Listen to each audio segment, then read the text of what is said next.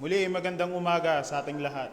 Or shall I say na isang maulang umaga, ngunit salamat pa rin dahil nandito kayo at hindi kayo nahadlangan ng, ng ulan para dumalo sa ating gawain. Although wala pa yung iba nating mga kapatiran. So sa mga bilang panimula sa pagbati, so ngayong week naman no, is wala namang magbe-birthday or magse-celebrate ng anniversary. For next Sunday pa. So sa next Sunday ko na ay yung next na worship leader. Doon na lang niya i-reserve yung yung pagbati. Sa mga visitors naman natin, nais nating i-welcome si Hazel. Pwede bang tumayo si Hazel? Ayan. Siya ay kapatid ni Ron, no? Kapatid ni Ron. And then si Ate Evelyn. Yan, sige po. Yan, ang nanay ni Ron. Parang lang, no? Ate. Ate. Sige po, maaari na kayong mag-see you po. And then si Harley din, second time sa ating, pwede bang patayo Harley para ma-recognize ka ng ating congregation. So second time ni Harley dito, no? Tama ba Harley? Second time? Second time ni Harley. Siyempre, iba pa nating mga regular na attendees dito sa TNC. So without further ado, dahil we are conserving time, so ako po idadako na sa ating call to worship. Kung meron kayong mga Biblia, whether ito ay digital or physical na mga Bibles, hinihikayat ko kayo na pumunta sa 1 Timothy verses 12 hanggang 17. Muli, 1 Timothy chapter 1, 1 Timothy chapter 1, verses 12 to 17. Okay, kung inyo nang nahanap, akin ang babasahin ito. Ang nagsasalita dito ay si Paul. So ito yung letter niya para kay Timothy. Sabi niya dito sa verse 12, I thank Him who has given me strength, Christ Jesus our Lord, because He judged me faithful, appointing me to His service, though formerly I was a blasphemer, persecutor, an insolent opponent. But I received mercy because I had acted ignorantly in unbelief. And the grace of our Lord overflowed for me with the faith and love that are in Christ Jesus. The saying is trustworthy and deserving of full acceptance, that Christ Jesus came into the world to save sinners, of whom I am the foremost. But I received mercy for this reason, that in me as the foremost, Jesus Christ might display His perfect patience as an example to those who were to believe in Him for eternal life. And then lastly, to the King of the ages, immortal, invisible, the only God, be honor and glory forever and ever. Amen. So may kita natin dito sa passage na ito, masasabi natin ang central theme is that Christ came into the world to save sinners. And then mapapansin din natin dito yung former na buhay ni Paul. He was a blasphemer, persecutor, and insolent opponent. Pero naka-receive daw siya ng mercy mula sa Panginoon. And nag-overflow yung grace ng Panginoon sa kanya. So, sinasabi niya para sa kanyang sarili na siya daw ang foremost of all sinners. Kumbaga, para sa kanya, although hindi siya yung foremost of all sinners, pero para sa kanya, parang siya na yung pinakamakasalanan sa lahat ng makasalanan. Dahil nga dun sa pagkakilala niya sa Panginoon, so through the knowledge of God, ay nakita niya yung sarili niya as undeserving dun sa biyaya ng Panginoon. At ito daw ay bilang maging example na kung siya mismo na foremost sa mga makasalanan ay pinatawad ng Panginoon at binigyan ng biyaya ng Panginoon, how much more yung ibang tao. So mapapansin natin dito, although I want to have gusto ko kayong bigyan ng argument. Yes, I believe na Christ came into the world to save sinners. Pero ang tanong ko ngayon sa inyo, meron bang biyaya para sa mga unrepentant? Is there grace for the unrepentant? And when I say grace, hindi ko tinutukoy dito is yung common grace. Yung mga ari-arian na meron tayo or pagkain, hindi yun ang tinutukoy ko. Pero yung saving grace. Meron bang saving grace para sa unrepentant? Can we find in this passage na sinasabi dito na merong grace para sa unrepentant? Ang sagot ay wala. Walang grace para sa unrepentant. Baka sabihin niyo, oh, wait lang Kevin, hindi ba ang Diyos ay mahabagin? Bakit walang biyaya para sa unrepentant? Kasi kung merong biyaya sa unrepentant, ibig sabihin, sinasabi natin na mas gracious pa ako kaysa sa kung paano mas gracious ang Panginoon. And that is a dangerous position. Parang, ay hindi, mas mabuti pa ako sa Panginoon. Pero may kita natin dito na merong biyaya sa repentant sinners. Na kung gaya na walang nasa langit ngayon na unrepentant at wala ding nasa impyerno na repentant. So ibig sabihin, ang biyaya ng Panginoon is for those who will repent. And sa mga unrepentant, ang meron lang para sa kanila or para sa atin kung tayo ay nasa ganong sitwasyon is yung justice ng Panginoon. And walang unfair doon. Walang injustice na sa part ng Panginoon yon. And if ever, sabihin natin na, let's say the Lord will give grace to the unrepentant. Unrepentant for life, hindi for a moment. Kasi maaring si Paul sa buhay niya, naging unrepentant siya for a moment, but unrepentant for life. Kung sabihin natin na magkaroon ng biyaya ang Panginoon for unrepentant, mape-pervert yung kanyang justice. Pag na-pervert yung kanyang justice, therefore, apektado din yung kanyang attributes, yung kanyang character. So, hindi na, parang matataw dito, kung ganun pala is, hindi natin pwede pagkatiwalaan yung Panginoon. So, ang challenge ko sa inyo, mga bisita namin dito, at maging sa atin na mga matagal ng mananampalataya, isiya sa atin yung ating puso. Una, para dun sa mga wala pa sa Panginoon, ano yung humahadlang sa inyo para hindi kayo mag-respond sa repentance? Meron ba kayong mga kasalanan na pilit na kinikip, tinetreasure? Sa atin naman, na mga matagal ng mananampalataya or maaring bago, is paano tayo nagpapatuloy sa repentance at pananampalataya. At dito, ang kanyang response dun sa kadakilaan ng Panginoon, parang ito ang kanyang doxology. To the King of Ages. Tandaan natin, He is the King of Ages. So, ibig sabihin, hindi, for a moment lang. Hindi isang termino lang, kagaya ng ating mga presidente. No, for ages. And kung ang repentant ka, you will be under His rule, pero under His judgment. But if you will be repentant, yung biyaya ng Diyos ay mapapasayo. Immortal. So walang pwedeng pumatay sa Kanya. Invisible, the only God. So wala nang iba, wala nang ibang Diyos, kundi ang Diyos. Be honor and glory forever.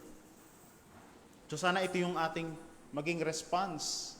Sana throughout our singing, sa ating pagbibigay, sa ating pakikinig sa salita ng Panginoon. And may I encourage everyone na sana i-stop muna natin yung pag-scroll sa ating social media. Gentle reminder lang na maging intentional tayo sa pakikinig.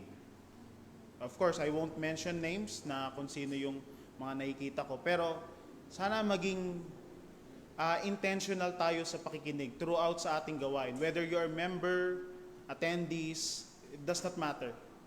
Maging intentional tayo sa pakikinig. Nang sa gayon is mag-benefit tayo fully dito sa ginagawa natin. Minsan sisisihin natin, ay, kasi parang sawa na ako sa ganitong style lang ng preaching, ng ganyan. Pero ang nag-check ba tayo sa ating sarili? Nagiging intentional ba ako sa pakikinig? Although hindi ko sinasabi na ang biyaya ng Diyos ay nakadepende sa atin. But of course, kung tayo ay kung ginagamit natin ang means of grace ng Panginoon, might as well maging intentional tayo sa lahat ng ginagawa natin. So, bilang response, bago tayo manalangin ay may I invite everyone to please stand as we sing our first hymn na matatagpuan sa hymn number 35 sa ating Trinity Hymnal. Immortal, invisible, God only wise.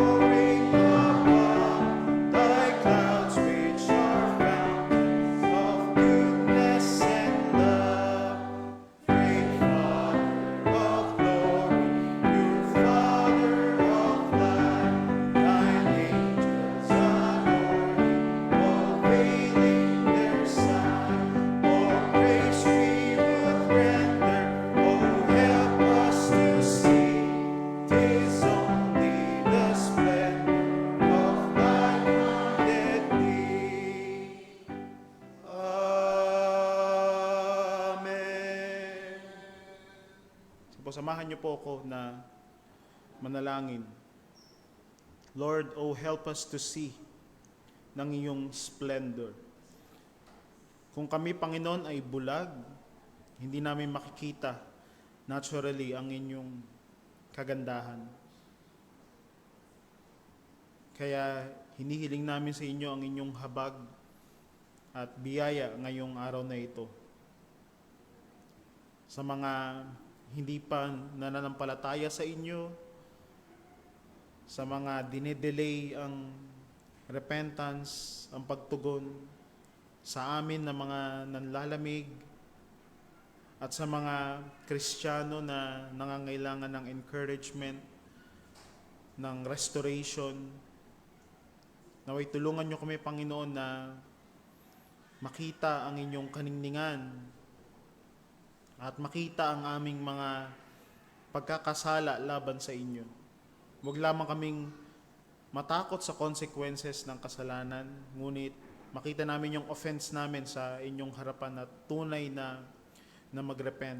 At kasangkapanin nyo nawa ang inyong salita upang kami pakabanalin, upang ang hindi pa nakilala ay maligtas. Samahan nyo kami sa buong araw na ito mula sa aming awitan, kayong maluwalhati sa aming pagbibigay, naway makitaan nyo kami ng puso na merong katuwaan sa aming pakikinig ng inyong salita sa preaching. Bigyan nyo kami, Panginoon, ng concentration, maging intentional kami sa aming ginagawa. Salamat po sa inyong mga means of grace na ito.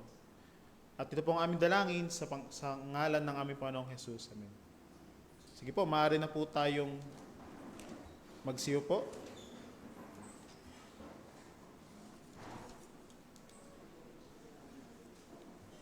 Dito sa ating second hymn, sinabi dito, ang pangalan ng ating hymn, ang title rather is, How Firm a Foundation, Ye Saints of the Lord. Sabi dito, how firm a foundation, ye saints of the Lord, is laid for your faith in His excellent word. What more can He say than to you He hath said? You who unto Jesus for refuge have fled. So ibig sabihin, wala na tayong ibang instructions na kailangan para sa ating pananampalataya. So, Although hindi naman lahat ng knowledge ay nasa Biblia. Kunwari, ano yung tallest na tower, ano yung Guinness World Record para sa pinakamahabang hilik. Wala naman dun yun, di ba? Hindi naman lahat ng knowledge. Pero lahat ng knowledge pertaining sa ating pananampalataya, paglago, ating kaligtasan ay nasa Biblia. So hindi na kailangan ng iba pa. So how firm daw? Napaka-firm na foundation nung salita ng Panginoon para sa ating pananampalataya, sa ating buhay, 'di ba, bilang mananampalataya. So naway ito yung tumatak sa atin ngayon na yung salita ng Panginoon ang kailangan natin para, let's say, magkaroon ng revival sa ating dry na spiritual life, para tayo makakilala sa Panginoon. Wala nang iba, hindi natin kailangan ng kahit anong gimmick or ng kahit anong emotionalism para ma-revive ang ating kaluluwa, kundi yung salita ng Panginoon. Hindi natin kailangang marinig yung salita ng Panginoon na literal, unless basahin, di ba? Maririnig natin. Basahin ng pastor, basahin ng scripture reader dito sa ating harapan. So muli, tayo po'y umawit and tayo lang po'y manatiling nakaupo. How firm a foundation, ye saints of the Lord.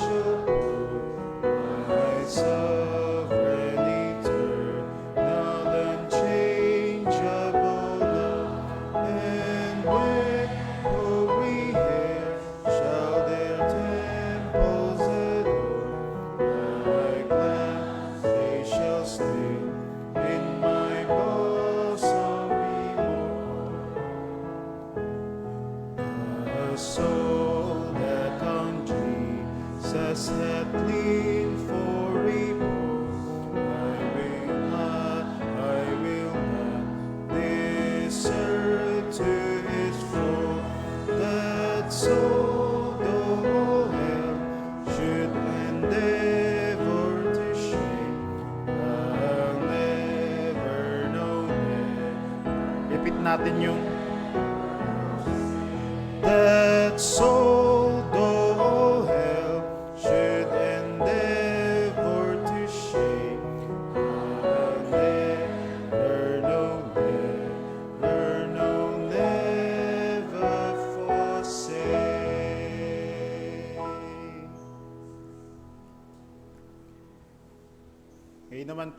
dumako tayo sa ating pagkakaloob, may invite yung ushers na kunin po yung ating mga offering bags para i-distribute sa ating congregation.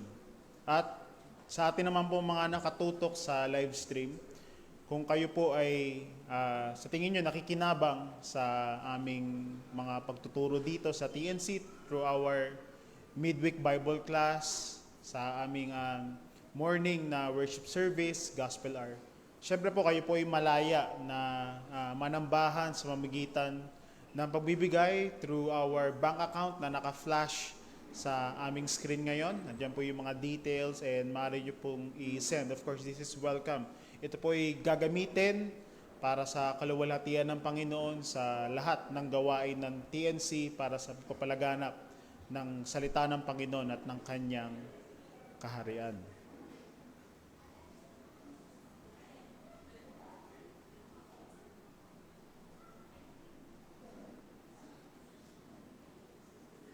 Yan, tingin ko ay na-distribute na. So, may invite everyone na muli tayong manalangin para sa mga kaloob na ito. Maraming Diyos, kami po yung nagpapasalamat sa inyong biyaya, sa inyong common grace. Of course, mas higit pa rin ang inyong saving grace para sa amin. Ngunit, salamat po sa inyong pag-sustain sa aming mga pangangailangan. Although kami man minsan ay nahihirapan, kami man minsan ay kinakapos, ngunit kayo pa rin ay nananatiling matapat sa amin sa pag-sustain namin mga pangangailangan. Naway wag namin kayong pagdamutan sa kakarampot, Panginoon, na maari naming ibigay sa inyo a certain small percentage ng aming income ay aming ibinabalik sa inyo upang ito'y magamit sa inyong gawain ng pagpapalaganap ng Ebanghelyo at ng kaharian ng Panginoon. At ito nawa ay magamit para sa inyong kaluwalhatian. Salamat po, Panginoon. Nagpapasalamat kami sa inyo. Naway matagpuan nyo kami na masayang nagbibigay. Ito ang dalangin sa Panginoon Jesus. Amen. Ngayon naman ay tawagin natin si Brother Bridge upang pangunahan tayo sa scripture reading.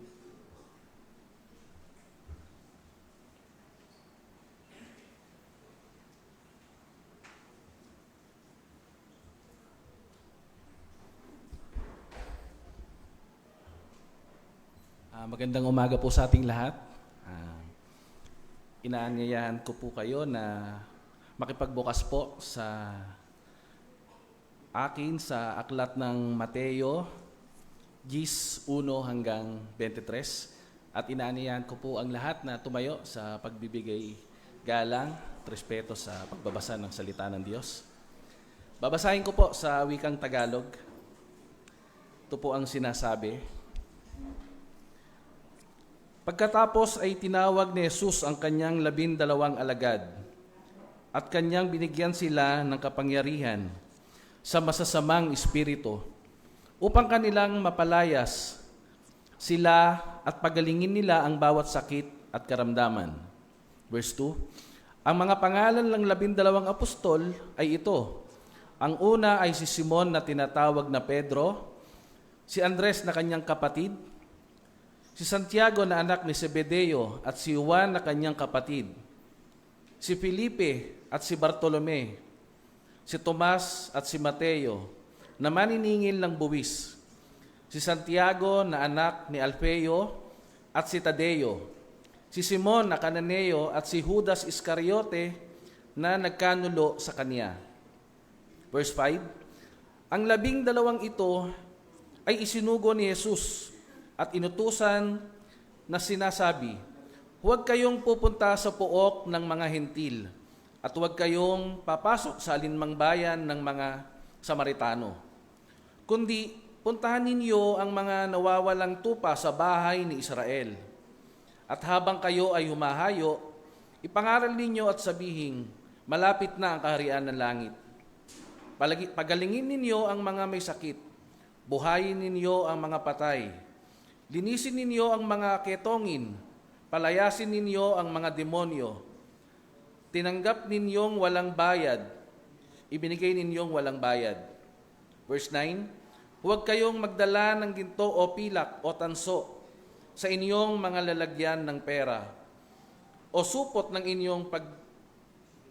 sa inyong paglalakbay o 2 baro o mga sandalyas o tungkod, sapagkat ang mga manggagawa ay karapat-dapat sa kanyang pagkain. 11. Sa alinmang bayan o nayon kayo ay makapasok, hanapin ninyo kung sino roon ang karapat-dapat at makitira kayo sa kanya hanggang sa inyong pag-alis. Verse 12. Pagpasok ninyo sa bahay, batiin ninyo ito, at kung karapat-dapat ang sambahayan, hayaang mapunta roon ang inyong kapayapaan. Ngunit kung hindi karapat-dapat, hayaang mabalik sa inyo ang inyong kapayapaan. 14. Ang sino mang hindi tumanggap sa inyo o duminig sa inyong mga salita, pag-alis ninyo sa bahay o bayang iyon, ay ipagpag ninyo ang alabok ng inyong mga paa. 15. Katotohanang sinasabi ko sa inyo, higit pang mapapagtiisan sa araw ng paghukom ang mga lupain ng Sodoma at Gomora kaysa bayan ng iyon. Verse 16. Ngayon, sinusugo ko kayong tulad ng mga tupa sa gitna ng asong gubat, kaya't maging matalino kayong gaya ng mga ahas at maamong gaya ng mga kalapati. 17. Mag-ingat kayo sa mga tao sapagkat ibibigay nila kayo sa mga hukuman at hahagupitin nila kayo sa kanilang mga sinagoga at kakalad ka rin nila kayo sa harap ng mga gobernador at mga hari dahil sa akin upang magpatotoo sa kanila at sa mga hintil. Ngunit kapag kayo ay naibigay na nila, huwag kayong mangamba kung paano kayo magsasalita o kung ano ang inyong sasabihin, sapagkat ipagkakaloob sa inyo sa oras na iyon ang inyong sasabihin. Verse 20. Sapagkat hindi kayo ang magsasalita, kundi ang Espiritu ng iyong Ama ang magsasalita sa pamamagitan ninyo. Ipagkakanulo ng kapatid ang kanyang kapatid tungo sa kamatayan at ng ama ang kanyang anak, at maghihimagsik ang mga anak laban sa kanilang mga magulang, at ipapapatay nila ang mga ito. Verse 22, at kapopuotan kayo ng lahat dahil sa aking pangalan. Ngunit ang magtitiis hanggang sa wakas ay maliligtas. Last verse, kapag inuusig nila kayo sa isang bayan, tumakas kayo tungo sa kasunod, sapagkat katotohanang sinasabi ko sa inyo, hindi ninyo mapupuntahan lahat ang mga bayan ng Israel bago dumating ang anak ng tao. Maaari na po tayo magsiupo.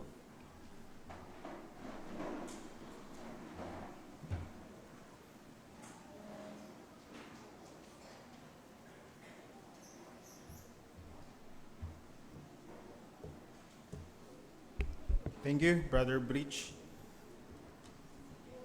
Ngayon bilang preparatory hymn, buksan natin. Ako lang pala may hymn doon. Ang ating next na hymn ay How Shall the Young Direct Thy Way, na matatagpuan sa hymn 264. Kung mapapansin natin dito, ito ay base sa sa Psalm 119, yung mula 9 hanggang 16. Tama, 8 verses. How shall the young direct their way? What light shall be their perfect guide? Thy word, O Lord, will safely lead, if it's in wisdom they confide. So, pansin natin, bakit young? Bakit hindi old? So, ibig sabihin, ang encouragement sa atin na hanggat bata tayo, dapat tinutuwid na natin yung ating landas. Mamigitan siyempre ng salita ng Panginoon. Pero hindi rin ibig sabihin na kapag tayo ay matanda na, it's too late na. As long as tayo ay nabubuhay, is maaari tayong magrepent, maaari nating ituwid yung ating landas sa mamagitan ng salita ng Panginoon. So ang encouragement sa atin, sa mga kabataan dito, yung mga wala pang low back pain, ayan, yung mga masisigla pa, na hanggat tayo ay bata, wag nating i-delay yung repentance. Ay, bata pa naman ako. Okay lang yan kasi siguro mabubuhay pa naman ako hanggang 80, gano'n. So sa tingin nyo lang yon, pero hindi natin alam yung kinabukasan, because tomorrow is not promised. di ba? Hindi natin alam. Pero syempre, hindi naman tayo, tawag dito, hindi naman tayo pessimist na, ay, kailangan gawin ko na to kasi baka bukas ano. Hindi naman ganon. Pero laging may urgency sa atin na itama ang ating landas. So bilang paghahanda sa ating pakikinig, awitin natin ang How Shall the Young Direct Their Way. How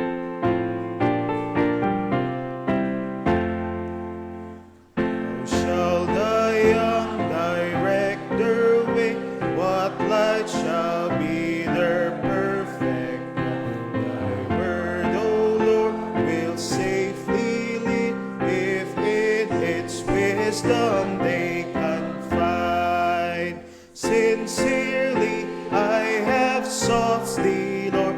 Oh, let me not from thee depart. To know thy will and keep from sin, thy word I cherish in my heart. Oh, blessed Lord, teach me thy law, thy righteous judgment I need.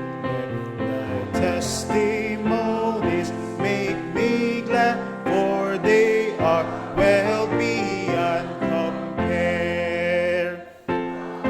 Thy precepts and thy ways my heart will meditate with all. Thy word shall be my chief delight, and I will not forget thy law. Amen. Kung meron man tayong pwedeng i-declare, hindi yun ang wealth, hindi yung health natin. I declare that my bills will all be paid this year, na I will be healthy. No, hindi. Pero ang pwede nating i-declare yung righteous judgment ng Panginoon. Yung kanyang testimonies. Yung kanyang faithfulness. That is what, yun lang ang pwede nating i-declare. So yun dineclare lang ng Biblia.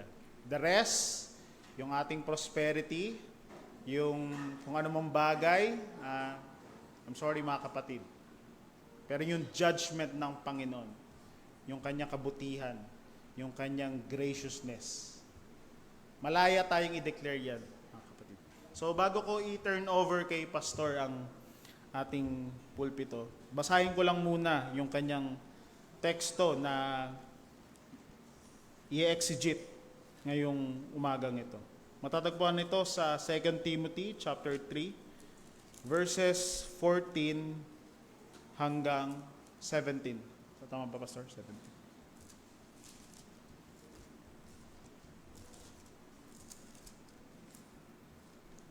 Chapter 3 verses 14 hanggang 17. Kung inyo lang nasundan sa inyong mga sariling sipi, akin na itong babasahin. 2 Timothy chapter 3 verses 14 hanggang 17. Subalit manatili ka sa mga bagay na iyong natutuhan at matatag na pinaniniwalaan. Yamang nalalaman mo kung kanino ka natuto. At kung paanong mula sa pagkabata ay iyong nalaman ang mga banal na kasulatan na makapagtuturo sa iyo tungo sa kaligtasan sa pamamagitan ng pananampalataya kay Kristo Jesus. Ang lahat ng mga kasulatan ay kinasihan ng Diyos at mapapakinabangan sa pagtuturo sa pagsaway, pagtutuwid at sa pagsasanay sa katwiran, upang ang tao ng Diyos ay maging ganap, nasasangkapang lubos sa lahat ng mga gawang mabuti.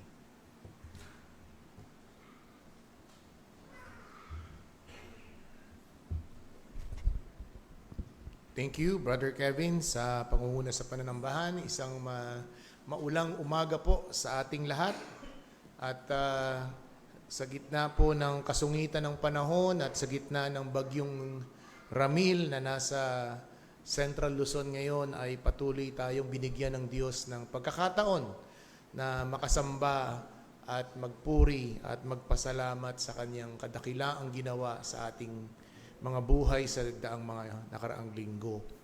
Tayo po'y dumako sa pangkahalatang panalangin, ating pong alalahanin ang mga kapatid natin na hindi po natin kasama ngayon, bunsod po ng mga may karamdaman, si Deacon Jojo at si Sister Isel, si Zia, sila po ay nasa banig ng karamdaman. Tayo po'y dumako sa diwa ng pananalangin at pananambahan ng panalangin.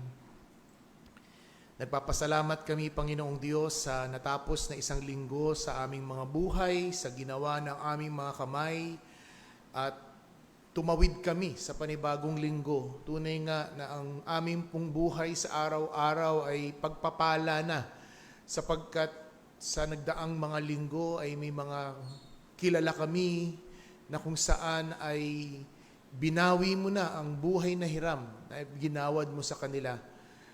Sa umagang ito ay may mga taong hindi na nagising at nasilayan ang patak ng ulan. Dahil, O Diyos, Ikaw ang may akda ng buhay. Ikaw ang nagtatakda ng hangganan nito. Nagpapasalamat kami sapagkat patuloy mong iginagawad ito sa amin. Isang bagay na maaaring karamihan ng mga tao ay hindi na-appreciate ang iyong kabutihan, ang iyong biyaya, ang iyong pagpapala.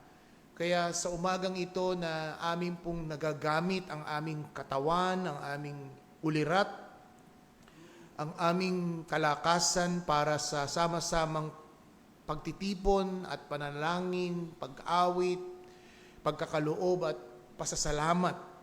At higit sa lahat ay matuto kami nawa, O Diyos, sa umagang ito sa pamamagitan ng iyong mga salita. Tinataas po namin ang mga kapatid namin at mga regular attenders na hindi po namin makasama dahil po sa lumalaganap na influenza virus sa aming lipunan. Dalangin po namin na patuloy pong panauuliin ang kanilang mga lakas at sigla at iba yung pag-iingat din po sa amin para po sa kasulukuyang paglaganap na ito na kung saan ang ibang mga universidad ay bumalik sa online modular learning upang ma-address at maiwasan ang paglaganap ng mga influenza virus.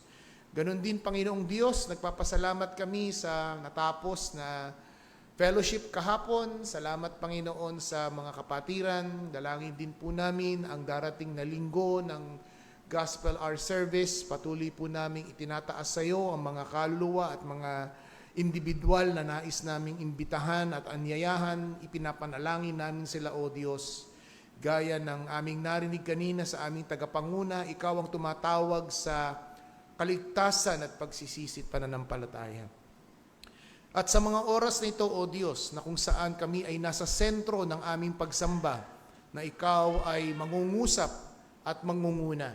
Tinataas din po namin sa iyo ang mga regular viewers namin, ang Escote family na kasalukuyang nanonood sa aming pananambahan, bagamat malayo at magkaiba ang time zone, ang aming mga minamahal na mga viewers, si Papa Roman, si Tatay Erning, aking ama, kayo po ang patuloy na sumama sa kanila sa oras ng kanilang katandaan, si Nanay Lydia, at sa iba pa, O Diyos, na patuloy na sumusubaybay, ang iyong salita ay umabot sa kanila ng may kapangyarihan at konbiksyon at pagpapala at paghamon sa aming mga Kristiyanong pamumuhay. Tinataas ka namin, O Diyos, lalong-lalo na ang pagkahilingan namin ng banal na spirito na amin pong tunay na maunawaan ang iyong mga salita na ito'y lumiwanag at humamon sa amin sa aming paksa na aming pag-aaralan. Sa iyo mataas na papuri at pasalamat sa pangalan ng Kristo Jesus. Amen. Tayo po ay magpapatuloy sa ating pangangaral dito po sa chapter 3 ng 2 Timothy. Kung matatandaan po natin ay tinalakay natin ang unang 9 na talata last week. At ang isang bagay na aking binigyang diin doon ay ang patungkol sa paksa ng pagiging yung huling araw, ating ipinaliwanag. Ano po ba itong huling araw na ito? At ang sinasabing huling araw ay ang unang pagparito ng ating Panginoong Kristo, nagsimula na ang mga huling araw. At ang mga taggutom, gera, at mga pestilence, kalamidad, earthquake, ang lahat pong ito ay sinyales na ang huling araw ay nagsimula na at any moment ay maaaring mangyari at maganap ang muling pagbabalik ng ating Panginoong sa Kristo bilang katuparan ng kanyang pangako. Ngayon pong umaga sa ating pagpapatuloy ay ang nais ko pong bigyang diin ay ang versikulo 14 hanggang 17 in verses 14 to verse 17. And let me read it in English Standard Version. As for you, continue in what you have learned and have firmly believed, knowing from whom you learn and how from childhood you have been acquainted with the sacred sacred writings, which are able to make you wise for salvation through faith in Christ Jesus. Verse 16, all scripture is breathed out by God and profitable for teaching, for reproof, for correcting, for training in righteousness, that the man of God may be complete, equipped in every good work. Ang mensahe po ngayong umaga na nais kong dalhin sa atin sa pinamagatang hold fast to the scripture is this: if we anchor our lives with the truth of Scripture, we are not only informed, but we are also transformed. That is the main thesis of this sermon. Kung atin daw pong ilalagay ang ating buhay sa katotohanan ng salita ng Diyos, hindi lamang daw po tayo matututo kung hindi tayo ay mababago. Yan po ang dapat na maging epekto every time that we read the Scripture, every time we learn from the Scripture, every time we hear the Word of God being preached. We are learning but also transforming. Yan po ang pakinabang ng salita ng Diyos. At dalawang simpleng bagay lamang ang nais ko pong bigyang diin dito po sa mga talatang ating tutunghayan. There are two simple things or point. First, the godly instruction in verse 14 to 15. The godly instruction in 14 and 15. And secondly, the great inspiration in verse 16. Ito po ang dalawang simpleng bagay na gusto ko pong matutunan natin. Gaya ng sinabi ko na every time we are acquainted or we anchor our lives in the truth of Scripture, we are informed. And I would like to inform you this morning, based on the text that we are going to discuss, two things: the godly instruction and the great inspiration. Una, tingnan po natin ang godly instruction. Binasa po sa Tagalog, binasa sa Ingles, dito pinapakita natin si Apostol Pablo ay kanya pong kinakausap si Timoteo. Si Timoteo ang kasulukuyang batang pastor sa iglesia ng Efeso at binigyan po niya ito ng unang sulat para papangunahan ang iglesia at kinakailangan niyang i-follow up yung unang sulat. Kaya nga po itong nangyari, itong ikalawang Timoteo. At dito natin makikita yung pong sinasabi ni Apostol Pablo in verse 14 na ang sabi niya ay, but as for you, it is referred to Timothy, continue to what you have learned and have believed, firmly believe. Pinapalagay po dito ni Apostol Pablo na si Timoteo ay nagkaroon ng kaalaman. Ina-affirm niya na natuto si si Timoteo. As a matter of fact, kung hindi natuto si Timoteo, hindi siya pwede magpastor. Hindi po ba? As a matter of fact, kung hindi po siya natuto at tunay na nakita na qualified siya para maging isang leader ng church in Ephesus, ay hindi mangyayari ang bagay na ito. Dito natin makikita, mga kapatid, na si Apostol Pablo ay nagsasabi na siya ay he learned. Sabi dito sa verse 14, you have learned and have firmly believed. Hindi lang basta natuto kung hindi pinanghawakan niya. Magkaiba po yung dalawang bagay na yun eh. Maaaring meron kang alam, pero yung kaalaman, hindi niya pinanghawakan. Kagaya po ng maraming tao sa ating mga kababayan. Alam nila, ang Panginoong Jesucristo ay Diyos. Alam nila na ang Panginoong Jesucristo ay tagapagligtas. Pero ang tanong, talaga bang sumasampalataya sila na kung saan ay lumapit sila, nagsisi sila at nagtalaga sila ng kanilang buhay sa ginawa ng Panginoong Jesucristo sa krus ng Kalbaryo? At yan nga pong problema. Kaya nga ho paulit-ulit kong sinasabi sa pulpitong ito, napakaraming mga kaluluwa at taong namatay na may pagkakaalam sa Diyos. Tama ang doktrina nila. Pero, ba't nasa impyerno? It's because hindi sila naglagak ng kanilang pananampalataya. And that's two different things. Na ang sinasabi dito ni Apostol Pablo, you continue to have learned and firmly believe.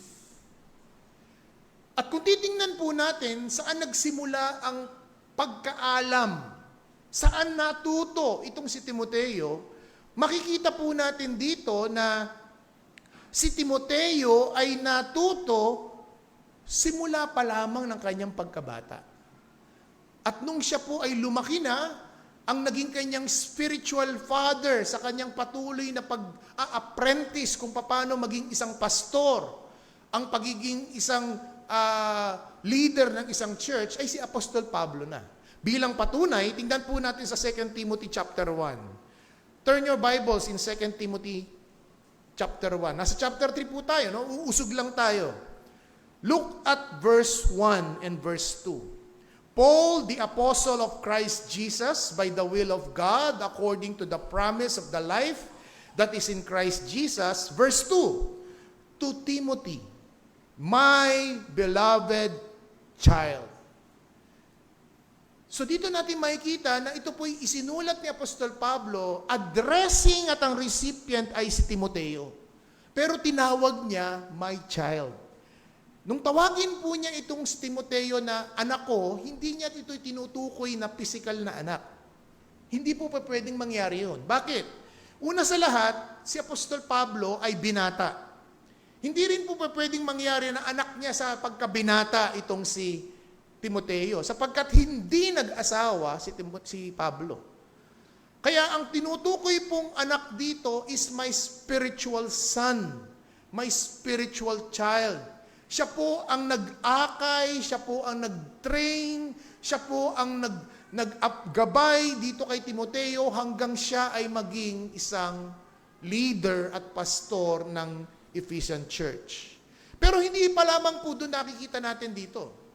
As we proceed on the verse, look at verse 5, no? O for example, sa verse 5, I am reminded of your sincere faith, a faith that dwells first in your grandmother Lois and your mother Eunice, and now I'm sure dwells in you as well. Look at verse 5. Sa amin pong mga viewers, I would like to encourage you to have your own Bible para kayo po ay tunay na makumbinsi dito po sa pangangaral at pag-aaral natin. Na ang sabi po dito ni Pablo kay Timoteo, Timoteo, alam ko kung paano ka nagsimula sa pananampalataya. Sapagkat kilala ko ang mga taong kinasangkapan ng Diyos para sa iyong pagkakilala sa Diyos at sa paglago. Binanggit po niya ang dalawang babae.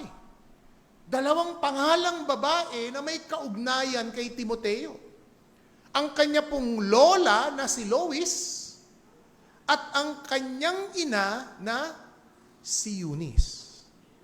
So dito po natin makikita napakaganda na lumalabas si Timoteo ay third generation student of the Bible. Timothy is a third generation believer. Timothy is a third generation Christian. Na ang unang na naman naging mananampalataya ay ang kanyang lolang si Lois. Tapos itong natutunan ni Lois ay ipinasa niya sa kanyang anak na kay Eunice. At ngayon, itong dalawa ngayon ay nagtulong upang gabayan at i-expose si Timothy sa pananampalataya. Pangalawang bagay na gusto kong bigyang diin dito. Ang sabi dito ni Apostol Pablo as we go back to our text, 2 Timothy chapter 3, verse 14. Sabi niya dito, yung pananampalataya na kanyang natutunan at pinanghahawakan, sabi sa verse 15, how from childhood you've been acquainted with the sacred scriptures. Tinukoy kung saan po siya natuto. Tinukoy kung saan siya lumago. Di po ba sa verse 14? Sinabi na meron kang natutunan, meron kang pinanghahawakan, may pinanampalatayanan ka. Pero ang tanong, saan ka natuto? Ano ang iyong pinanampalatayanan? Verse 15 ang sabi, sa sacred scripture.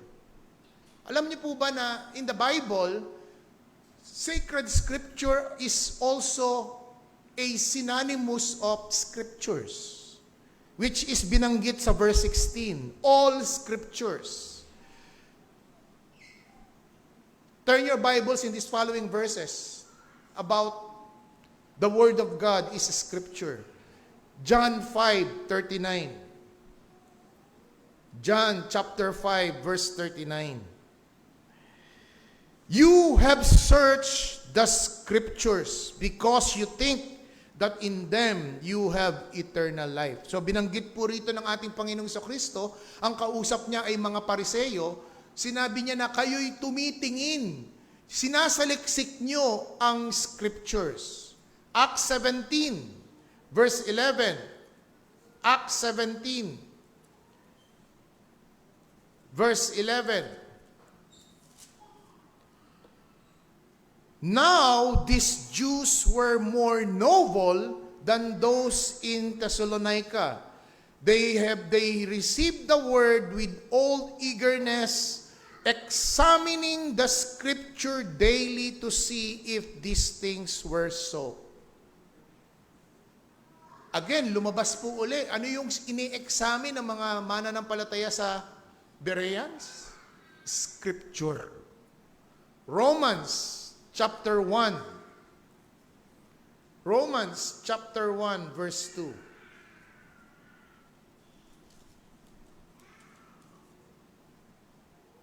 Paul, servant of Christ, called to be an apostle, set apart for the gospel of God, which he promised beforehand through his prophets in the Holy Scriptures. And finally, chapter 15 of Romans. Romans 15, verse 4. Romans 15, verse 4. For whatever was written in the former days was written for our instruction, that through endurance and through the encouragement of the Scripture we might have hope. So pinakita ko po sa inyo, I'm just establishing a fact that the sacred Scripture is also referred to other verses as the Holy Scripture. Hindi lang po doon. Tinatawag din po ang sacred Scripture, tinatawag po ang Scripture na Word of Truth. Word of God. Turn to Isaiah chapter 40, verse 8. Isaiah chapter 40, verse 8.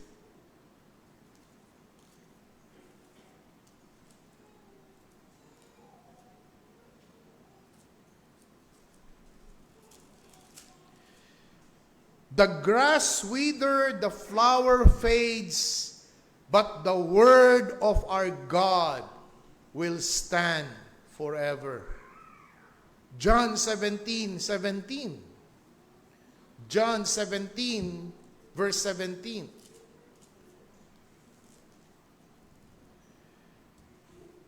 Sanctify them in the truth, your word is truth. And finally, Hebrews 4. Hebrews chapter 4, verse 12. For the word of God is living and active, sharper than any two-edged sword, piercing to the division of the soul, spirit, and joints and marrows, and discerning the thoughts and intention of the heart, and no creature is hidden from his sight. All are naked and exposed in the eyes of him to whom we must give account. Ano pong in-establish ko sa mga talatang ito? They are all synonymous terms. Sinabi po sa ating text na pinag-aaralan, sacred scripture. But in other verses, it is called Holy Scripture. It is also called the Word of God. It is also called the Word of Truth. Na ito pong mga salitang ito, ang siyang mismong kinalakhan. Ito yung mismong na tuto itong si Timoteo.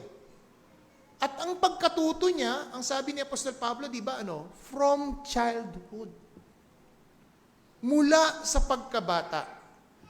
At kung bibigyan natin ito ng maliwanag at pinakaagarang aplikasyon, Christian parents, it's your duty to bring your children in the instruction of the world. Ito po ang isa sa mga pangunahing tungkulin ng mga ama ng tahanan. Hindi lamang kayong mga ama ng tahanan ay may obligasyon na protektahan ang inyong pamilya, rightly so. Maging good provider, rightly so. But you are also spiritual leader first and foremost. Kayo ay mga espiritual na pinuno, leader ng inyong tahanan. At kung paano nyo pinapalaki ang inyong anak sa kaalaman dito sa mundong ito. Pinag-aaral natin ng preschool, and then after ng preschool, primary, and then after ng primary, intermediate, and then high school, senior high school, college. May responsibilidad ang bawat magulang na sila ay i-expose, ipakita, palakihin, palaguin sa turo at aral ng salita ng Diyos. Bilang patunay, follow me in these following verses. Ito'y marami-rami. Para ipakita ko sa inyo at patunayan sa inyo, it's your responsibility, primarily. It's not the church only.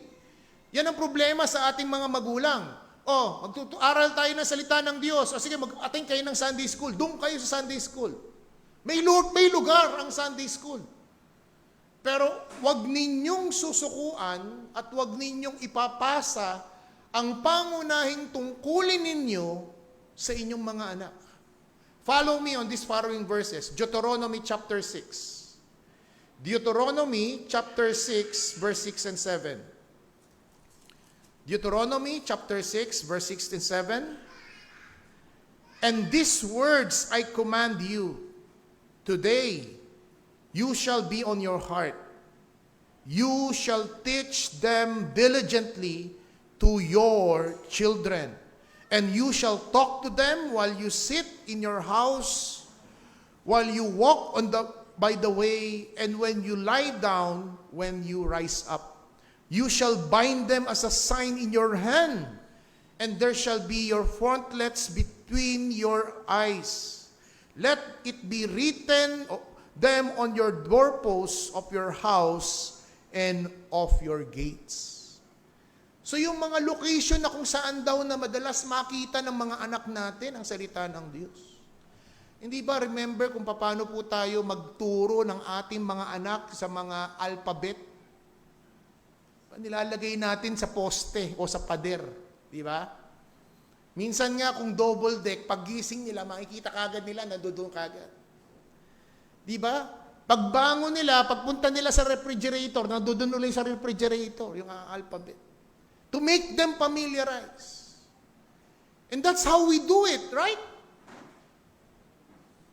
Yun po yung ganong sistema rito. Saan daw pumunta man yung bata, ay mapamiliarize siya sa salita ng Diyos.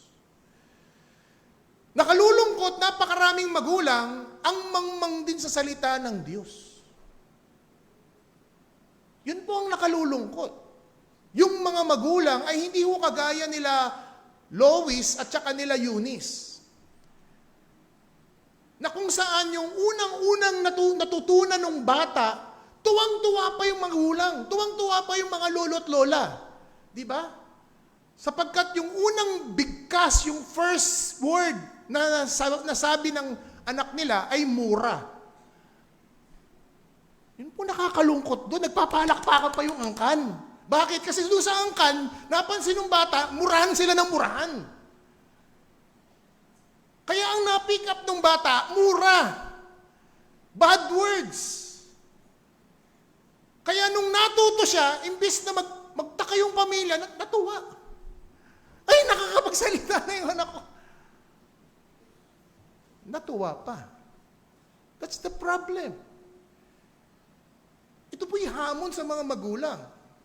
Kasi paano ka magtuturo ng salita ng Diyos sa anak mo kung ikaw mismo inaayawan mo, tinatanggihan mo.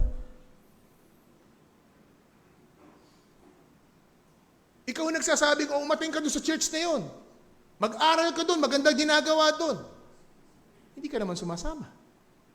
Hindi ka nagiging modelo. Hindi mo ipinapakita. Another verse, Joshua chapter 8. Joshua chapter 8, verses 34 to 35. And afterwards, he read all the words of the law, the blessing and the cursing according to all that is written in the book of the law. Verse 35. There was not a word of all that Moses commanded that Joshua did not read before all the assemblies of Israel. Take note. And the woman, and the little ones, and the sojourners who live among them. The word little ones is one thing that I cherish from our late Pastor Noel Cunanan. When I came to TNC as a pulpit supply from CRBC, sa kanya ko unang narinig ito, yung ating mga little ones. Yung ating mga little ones na ito, sila po yung tinuturuan ng mga teachers. Sila po yung mga toddlers natin. Hanggang sa ma-install ako at ma-ordain ako, pastor na ako. Itong mga little ones na ito, nag-elementary, nag-high school, nag-college. Ngayon, mga professionals na. Pastor pa rin ako. Buti pa sila, nag-improve. Ako hindi. But the point is, pinapakita dito na ang salita ng Panginoon ay pati sa mga bata. Even though we bear the noise, we have to train them and expose them into the Word of God. And that is one of the typical Reformed worship about our Reformed Church. We don't separate our children. Meron silang sariling children's worship. Simultaneous with the adult worship. No, we don't do that. Because we believe that it is the responsibility of parents to train their children to listen sa salita ng Panginoon. Look at this text. Nang basahin ni Moses sa lahat ng kongregasyon, naroroon ang mga kababaihan, naroroon ang mga sojourners, yung mga naglalakbay na inabot ng araw na yon, na araw ng Panginoon, na they stay for them, at after that particular Lord's Day, Sabbath, babiyahin na naman sila the other day. They were listening, as well as the little ones. 2 Chronicles chapter 20. 2 Chronicles chapter 20, verse 13. 2 Chronicles 20, verse 13.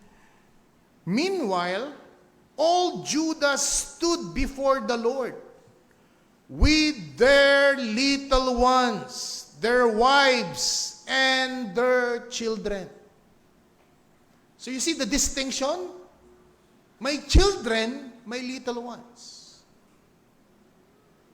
Psalm 78. Psalm 78,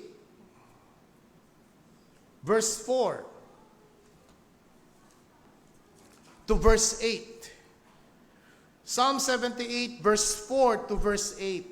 We will not hide them from their children, but tell to the coming generation the glorious deeds of the Lord and His might and the wonders that He has done. He established a testimony in Jacob and appointed a law in Israel, for which He commanded our fathers to teach to their children, and that the next generation might know them, the children yet unborn, and arise and tell them to their children, so that they should set their hope in God and not forget the works of God, but keeping His commandments, and that they should not be like their fathers, what? A stubborn and rebellious generation. A generation whose heart was not steadfast, whose spirit was not faithful to the Lord. You see the effect? Meron daw na henerasyon sa bansang Israel na ang mga henerasyong ito, ang kanilang mga ama ay stubborn, rebellious. Their heart was not steadfast. Their spirit were not faithful to God. Anong solusyon na sinasabi dito? Magpagtuturo. Na wag daw itago ang salita ng Diyos sa mga anak natin, sa mga little ones, sa children. Kung hindi, i-expose sila sa salita ng Diyos upang matutunan nila ang kahanga-hangang gawa ng Diyos. The wonders that He had done.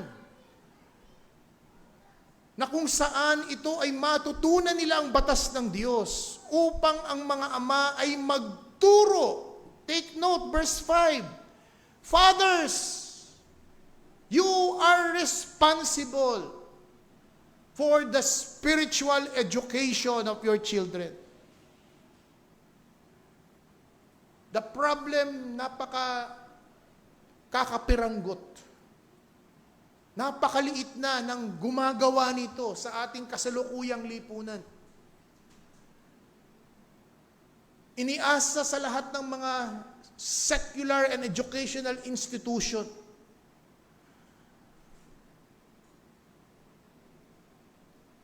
Kung iaasa po natin ang formative years ng mga anak natin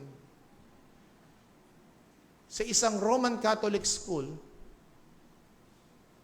by the age of 10, marunong na yan magdobena. Marunong na yan magrosaryo. Mangungumpisal na yan. Isang malaking bagay na taliwas sa sinasabi ng salita ng Diyos.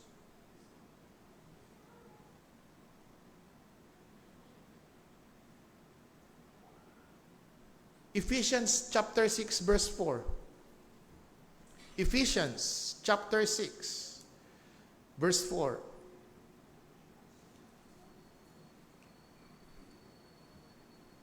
Yung first two verses is about children, but pagdating sa verse 4, it's about the Father.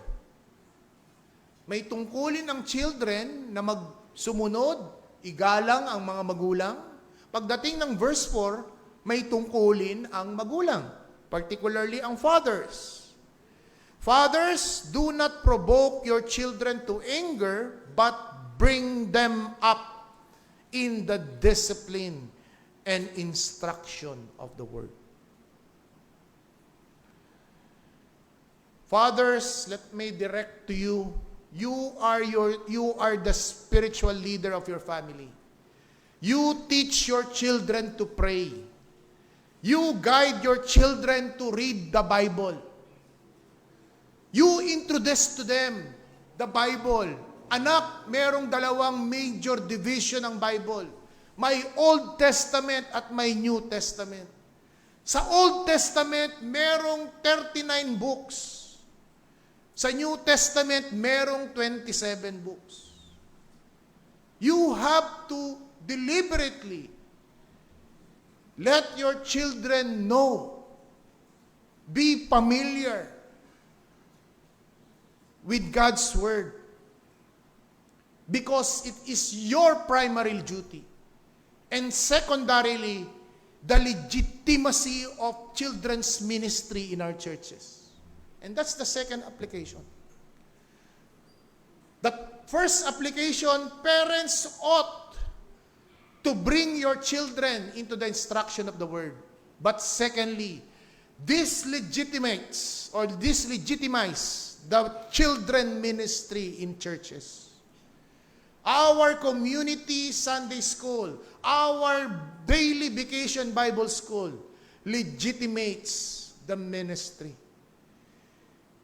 Dahil yung mga magulang outside the church, walang ibang gawin kung hindi magtrabaho, makialam ng buhay ng mga buhay, magnegosyo, di ba? Tumutok sa Korean telenovela, mag-Facebook, mag-gaming, yung mga anak nila lumalago ng mangmang sa salita ng Diyos, dito papasok ang ministeryo ng iglesia. It's hard work. At ang epekto nito sa mga bata ay hindi immediate. Sapagkat dahan-dahan ka magtatanim ng salita ng Diyos sa ating mga anak.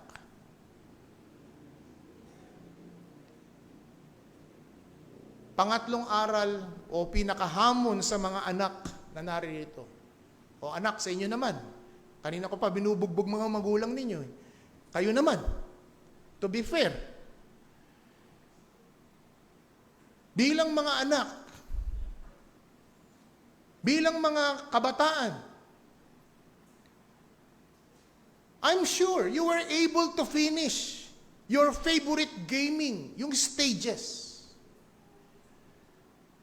Naging bata ako, natuto ko mag-gaming, yung Nintendo, tsaka yung Game & Watch. Hindi nyo alam yun, kami alam namin. Pero tatapatin ko kayo, bagamat medyo nahilig ako dyan, hindi ko natapos yung stage ng Mario. Hindi ko napakawalan yung Queen. Pero iba sa inyo, nagawa yun. Sa mga batch namin. Kayo, high-tech na ang gaming ninyo, natatapos niyo yung stages. Ang tanong ko, have you read one book of the Bible? Have you read the book of Genesis? Bilang kabataan, have you read the book of Genesis that you appreciate from chapter 1 to chapter 50? From the creation story to Joseph? Nabasa mo na ba yun? Hindi, kasi hindi nyo interest. Have you read book of Romans in the New Testament? From chapter 1 to chapter 16. You could read it in one sitting. And yet, kung mag-YouTube ka, kung mag-Facebook ka, kung manood ka ng Korean novela mo, oras. 3 oras ka nang nakababad, bitin ka pa. Kabataan, you are so much exposed in technology and social media. But have you realized the spiritual food that you need to take? Hindi nga eh. Yung problema natin ngayon, yung mag-ama, magkalaban pa. Diba? Imbis na yung ama ang siyang nagko-control, nagdi-discipline sa anak, magkalaban pa sila. O kaya magkakampi. Kalaban nila yung tsuhin nila at yung pinsan sa kabilang bahay o sa ibang lugar. Kabataan, let me challenge you. You read your Bible. Have you finished reading even a chapter a day? Bakit ko po sinasabi ito? Bakit kailangan? The second point is because the Bible is the great inspiration. Verse 16. As we go back to our text, 2 Timothy chapter 3 verse 16, anong sabi? All scripture is breathed out by God, profitable for teaching, for reproof, for correction, for training for righteousness. Let be heard, the Bible is not just a book. It is the voice of God in written form. Hindi ito ordinaryong aklat. Ito ay boses ng Diyos, hininga ng Diyos, sinabing breathe out. The Greek word na ginamit dito ay theoneptus. Theo from the word God. Neptus means spirit. All scripture ay hiningahan ng Diyos. The meaning, it originates from the very breath of God. That's why the Bible is not just a book. It is God's voice in written form. It is inspired. Hindi po ito kagaya ng isang poem o story or song. But every word carries divine authority. Every word it comes from God and has its transforming power. Look at 2 Peter chapter 2. 2 Peter chapter 2 verse 20 to 21. Huwag nating akalain na ito ay sulat lamang ng mga tao, ng mga propeta at ng mga apostol. Look at verse 20. 2 Peter chapter 1 verse 20 to 21. Knowing this first of all, that no prophecy of Scripture comes from someone's own interpretation. Hindi ito dahil sa ginusto lang ni Pablo na sumulat ng 13 epistles. Hindi lang sa ginusto ni Moses na sumulat siya ng Genesis to Deuteronomy ang Pentateuch. But look at the next verse, 21. For no prophecy was ever produced by the will of man, but men spoke from God as they were carried along by the Spirit. Yes, mga tao ang sumulat ng Biblia. Subalit, verse 21, sila'y ginabayan, sila'y pinatnubayan sa pagsulat nito. At yung emosyon ng mga sumulat na ito is the same emotion of God. Kaya nung isulat ni Apostol Pablo ang Galatians 1 verse 6 and 9, na kung saan naggagalaiti si Apostol Pablo, galit na galit siya. That is the emotion of God.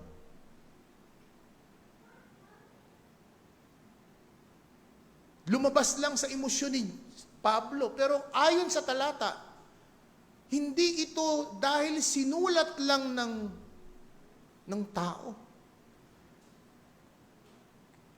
Men spoke from God as they were carried along by the Holy Spirit. Anong maliwanag na aplikasyon nito, mga kapatid? Trust the Bible as completely reliable. Pagtiwalaan mo ang Biblia bilang isang kumpletong otoridad sa iyong pamumuhay, sa buhay ng iglesia. Read it not as a suggestion, but as a divine instruction.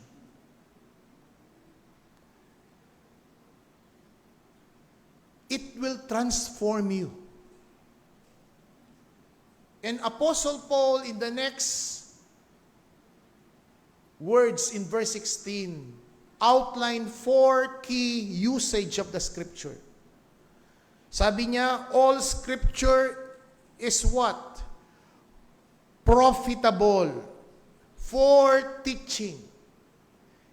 Ito po yung para malaman natin yung katotohanan. For exposing error, rebuking. Bakit natin kayang sabihin na ang pagsamba sa Diyos-Diyosan ay mali? Hindi dahil sa hindi natin ginagalang sila. Ang otoridad na sinasabi natin ay salita ng Diyos.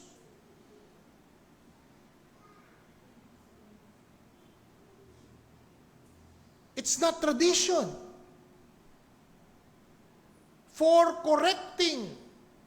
Kapag ang isang kapatid ay nalihis sa kanyang ginagawa, o yung mga ama, kanina nagtutuwid ako. Kung kayong mga ama, ang inyong oras ay binubuhos nyo sa trabaho at nakakalimutan nyo ang pagiging spiritual leader ninyo, I'm using the Scripture as correction. And training in righteousness. At dito nahubog si Timoteo. Kung paano siya maging isang qualified na pastor ng Epeso, ay naging bihasa siya sa salita ng Diyos.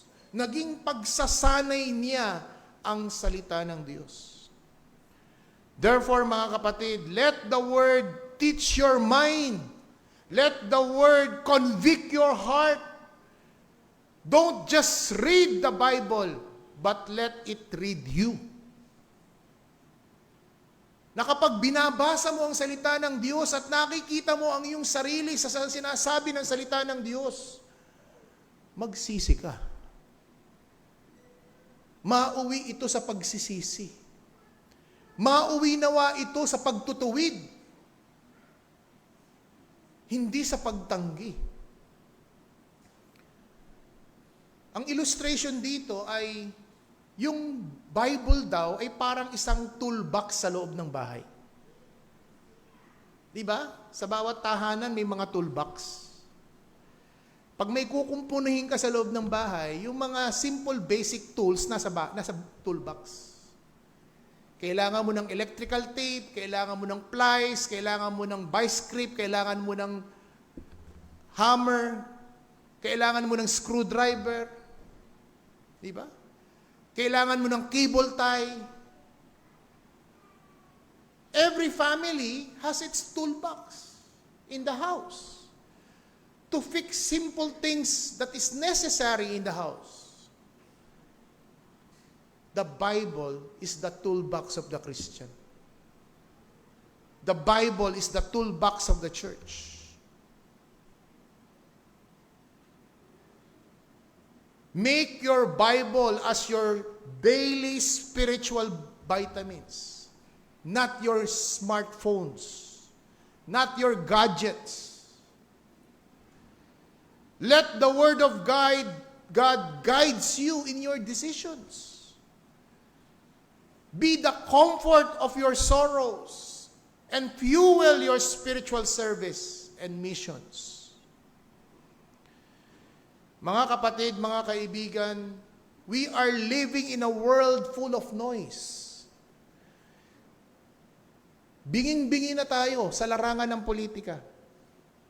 Binging-bingi na tayo sa uncertainties of the calamities. The whole Philippines is being shaken. Magmula sa norte nililindol hanggang sa Davao, hanggang sa Surigao. For the past 3 weeks, nililindol tayo. Nagsimula ng September 30, and it's still going.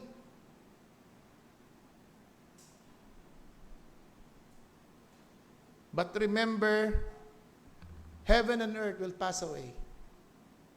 But the words of God will never pass away.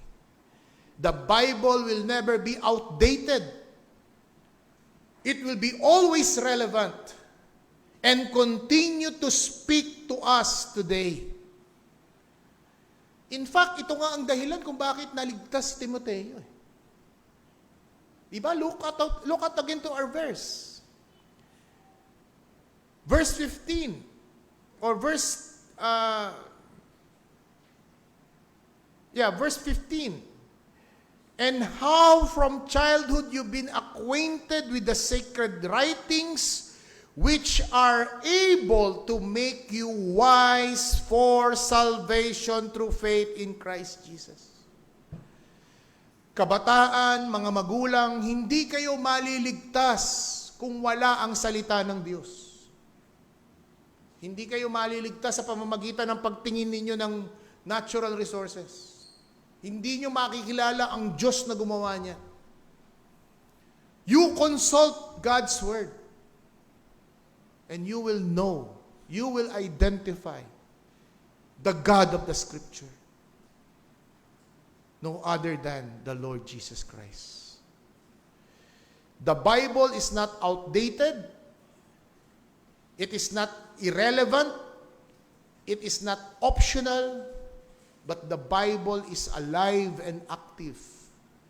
The Bible speaks to us today. The Bible is being used to convict you of your sins. In a world full of noise, let the inspired Word of God be the anchor, your compass, and your sword. Tayo'y manalangin. O aming Diyos, sa aming pong pagse-celebrate ng buwan of Reformation, and one of this reformational cry is we need to go back to Scripture. Sola Scriptura. Nawa, Panginoong Diyos, ay matamisin namin na ang aming pananampalataya ay hindi nakatungtong sa tradisyon. Hindi nakatungtong sa personalidad ng tao.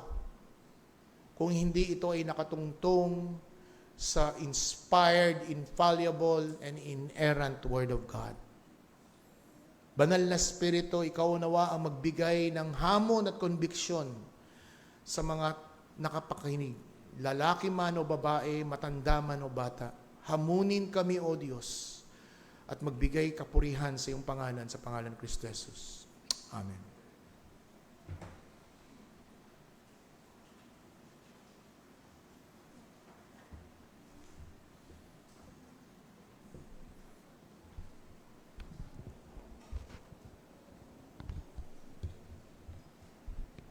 Maglaan lang tayo ng panandaliang katahimikan upang mag-reflect sa ating napakinggang mensahe.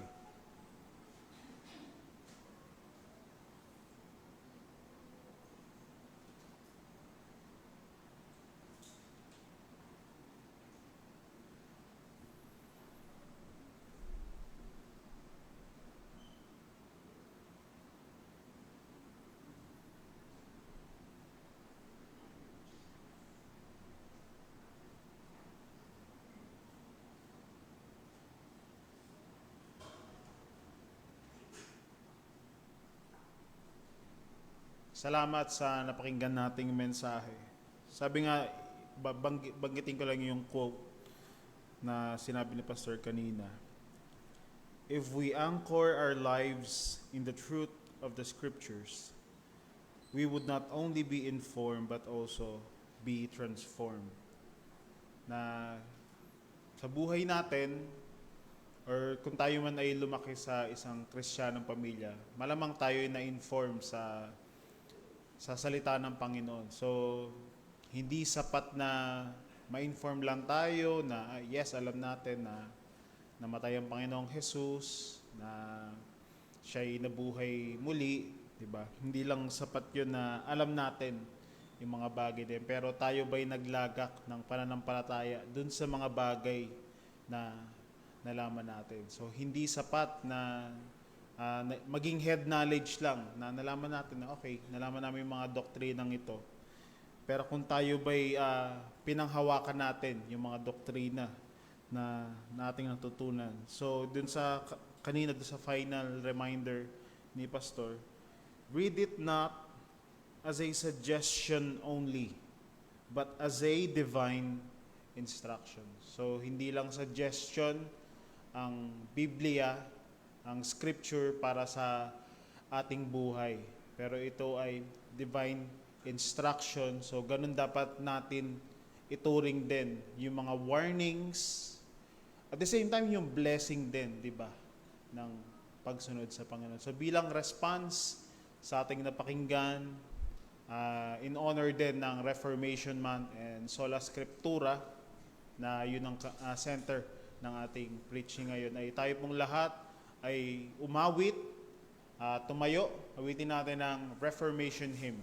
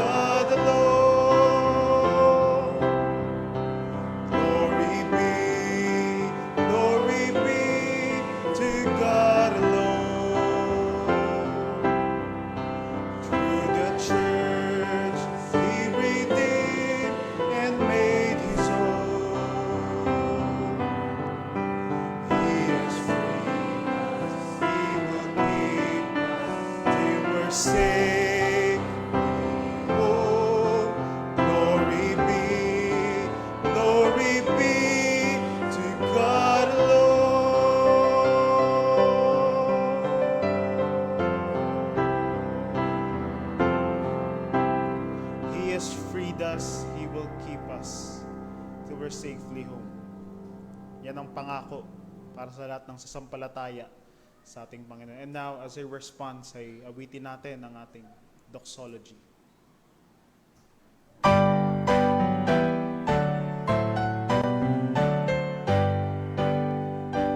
Praise God from whom all blessings flow.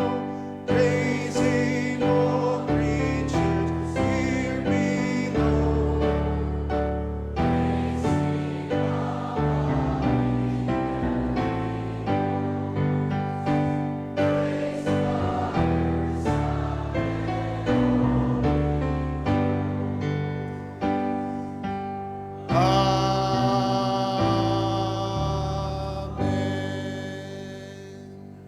At ngayon, tanggapin natin ang pagpapala ng Diyos. Ang pag-ibig na pinatunayan ni Kristo sa krus ng Kalbaryo, ng kanyang ibigay, ang kanyang buhay at sakripisyo para sa katubusan ng ating mga kasalanan. At sa banal na Espiritu na siyang magbibigay linaw sa mga salita ng Diyos na ating binabasa, na ito'y magiging pagkain ng ating kaluluwa. At sa ating pagkakatipon bilang isang iglesia at ngayon sa susunod nating pagkikita. Siya nawa. Tayo po'y maupo sandali para sa ating mga announcement. And pagbati.